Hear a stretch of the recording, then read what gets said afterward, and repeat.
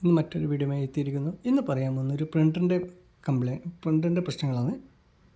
ഇന്ന് മറ്റൊന്നുമില്ല, നിങ്ങളൊരു പ്രിൻ്ററിൻ്റെ പേപ്പർ കഴിഞ്ഞ് കഴിഞ്ഞെങ്കിൽ അത് എന്ത് ചെയ്യണം പറഞ്ഞാൽ, പെട്ടെന്ന് ഈ കാട്രിഡ്ജ് ഓപ്പൺ ചെയ്ത് പെട്ടെന്ന് എടുത്ത് ആ പേപ്പർ ഇങ്ങനെ വലിക്കാൻ പാടില്ല. അതായത് നമ്മളൊരു ലേസർ പ്രിൻ്റർ ആണെങ്കിൽ, ഏത് ലേസർ പ്രിൻ്റർ ആണെങ്കിൽ നിങ്ങൾ പേപ്പർ കഴിഞ്ഞ് കഴിഞ്ഞെങ്കിൽ ഒരു 5 മിനിറ്റ് വെയിറ്റ് ചെയ്യാം. 5 മിനിറ്റ് വെയിറ്റ് ചെയ്തതിന് ശേഷം ആ പേപ്പർ എടുക്കാൻ പാടുള്ളൂ.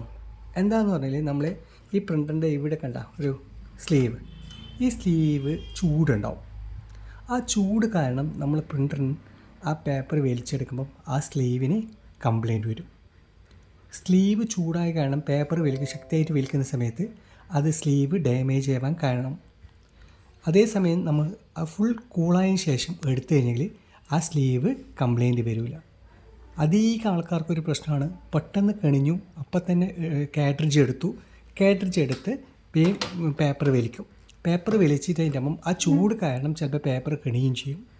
അപ്പോൾ നമ്മൾ കൂളായ ശേഷം ആ പേപ്പർ വലിച്ചാൽ ഫുൾ പേപ്പർ നമുക്ക് കിട്ടും. അതേസമയം പേപ്പർ വലിക്കുക പറഞ്ഞാൽ മുകളിലേക്ക് തന്നെ വലിക്കാം, തിരിച്ചിങ്ങനെ വലിക്കാൻ പാടില്ല. നമ്മൾ ചില ആൾക്കാർ ബാക്കിലോട്ട് വലിക്കും, പേപ്പർ വലിക്കാൻ പാടില്ല. ഫുള്ളായിട്ട് വളരെ സാവധാനം നമ്മൾ 2 കൈ ഉപയോഗിച്ച് വളരെ സാവധാനം വലിച്ച് കഴിഞ്ഞെങ്കിൽ ആ പേപ്പർ ഫുള്ളായിട്ട് നമുക്ക് കിട്ടും.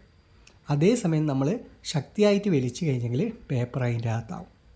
ഇത് കുറേ ആകെ പറ്റുന്ന ഒരു പ്രശ്നമാണ്, ശ്രദ്ധിക്കുക. Okay, bye. മറ്റൊരു വീഡിയോയുമായി നാളെ എത്തും. എല്ലാവരും ചാനൽ കാണുന്നത് സന്തോഷം.